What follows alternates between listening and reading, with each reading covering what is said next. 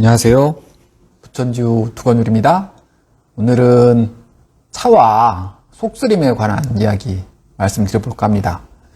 보통 보이차 드시면 위장관계, 소화기관계 굉장히 좋아진다고 말씀을 드렸는데 어떤 분들 같은 경우는 보이차를 너무 많이 먹었는지 속이 쓰려서 위장이 탈이 나더라 그런 말씀을 하시는 분들이 계세요.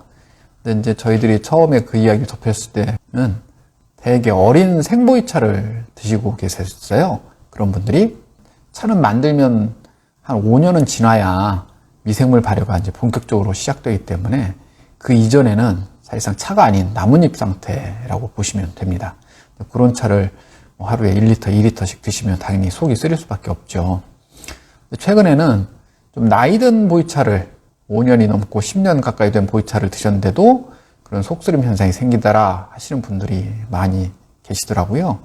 그래서 저희들이 좀 자세히 봤더니 크게 이제 생차와 숙차로 나눠가지고 저희가 그런 상황들을 정리를 할 수가 있었어요. 그래서 자세히 봤더니 생차는 나이가 10년이 됐는데도 미생물 발효가 안 되는 차들이 꽤 있었습니다.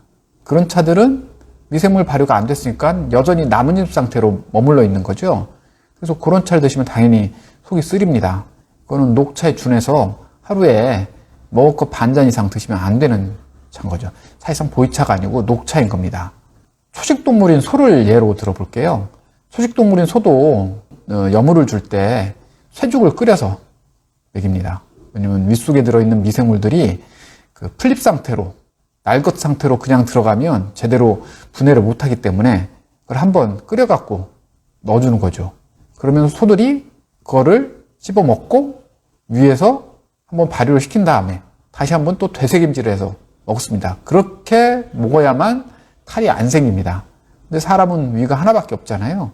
그래서 찻잎이 어느 정도 산화가 돼 있어야 그 산화된 것들을 미생물이 발효가 돼서 속 같은 경우는 위장 안에서 발효를 시키지만 저희는 세월을 두고 밖에서 덩어리 상태로 미생물 발효를 시키는 거잖아요. 그렇게 된 거를 마셔야만 사람의 위장에 탈이 없이 드실 수가 있습니다. 편하게 드실 수가 있습니다. 그래서 생보이차인 경우에는 나이가 어느 정도 돼도 이게 미생물 발효가 된 것인지 안 된 것인지 그걸 확인하셔야 됩니다. 그렇게 되는 것들은 대개 보면 찻잎을 날것 상태로 덩어리 짓는 게 아니라 어느 정도 산화를 시킨 다음에 덩어리를 짓습니다. 그 산화를 시키는 방법은 여러 가지가 있으니까 그거는 개별 차창마다 차이가 있는 거고요. 그렇게 많은 차여야만 속쓰림이 생기지 않는다 이런 말씀을 드리겠고요. 그리고 숙차, 산화를 시킨 거잖아요. 근데 그 차를 드셨는데도 속쓰림이 생기는 경우가 있습니다. 요거는 중국 보이차 역사에서 약간은 좀 아쉬운 부분이기도 한데 중국이 1990년대까지는 보이차를 잘 만드는 국가 회사가 있었죠. 국영 차창들이 있었습니다. 그 차창에서는 어느 정도 기술이 안정돼 있어서 차들을 비교적 먹을 만한 차들을 많이 만들어냈습니다. 근데 2000년대 초반 이후로 민영 차창들이 많이 생겼어요. 그래서 그렇게 국영 차창들의 숙련된 기술자들이 고액으로 스카우트 돼서 민영 차창으로 흩어졌어요. 그런데 보이차라는 게 기술자 한 분이 전체 공정을 총괄해서 다룰 수 있는 그런 단순한 생산품이 아닙니다. 개별 공정마다 전문가들이 따로따로 있거든요. 그런 전문가들이 한꺼번에 이직을 하셨으면 되는데 그게 불가능하잖아요. 그래서 어떤 부분은 우수한데 다른 부분들이 그걸 못 받쳐주는 거죠. 그러다 보니 차의 품질이 떨어졌어요. 특히 기술력이 많이 소모되는 숙차에서 그런 현상이 두드러졌는데 그러다 보니까 이게 100% 완전히 타버린 숙차를 만들면 안 되고 어느 정도 생차의 기운이 남아있는 숙차를 만들어야 되는데 그렇게 못하게 된 거죠. 그래서 중국에서 유통되는 숙차의 상당수가 100% 산화된, 거칠게 말하면 완전히 타버린 그런 숙차가 돌아다니게 된 거죠. 탄 거를 먹어서는 속이 편할 리가 없습니다. 그거는 미생물 발효도 안 됩니다. 그러다 보니 숙차를 먹어도 속이 쓰리다. 이런 말씀이 나오게 된 거죠. 그래서 중국의 보이차 만드는 현실이 지금 민영화에 의해서 한번 변화의 과정을 거쳤는데 질 좋은 보이차를 만들기가 어려운 환경이 돼 있다.